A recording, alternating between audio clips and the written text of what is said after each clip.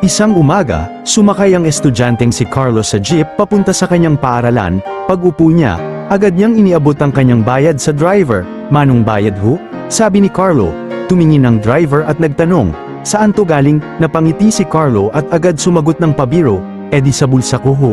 Bahagyang natawa ang ibang pasahero sa sagot ni Carlo, pero mukhang hindi natuwa ang driver at halatang nagpupumilit magpasensya, kaya't nagtanong muli ang driver, "Ang ibig kong sabihin, saan ka sumakay?" Agad sumagot uli si Carlo ng, "Di sa jeep niyo ho manong." Natatawang tugon ni Carlo, napailing ang driver at bumulong, "Pilosopo pala tong batang to, bigyan ko nga ng kulang na sukli." Iniabot niya ang sukli na sinadyang bawasan ng kaunti. Pagkatanggap ng sukli, napansin agad ni Carlo ang kulang na sukli at sinabing, "Manong, kulang ho ang sukli niyo.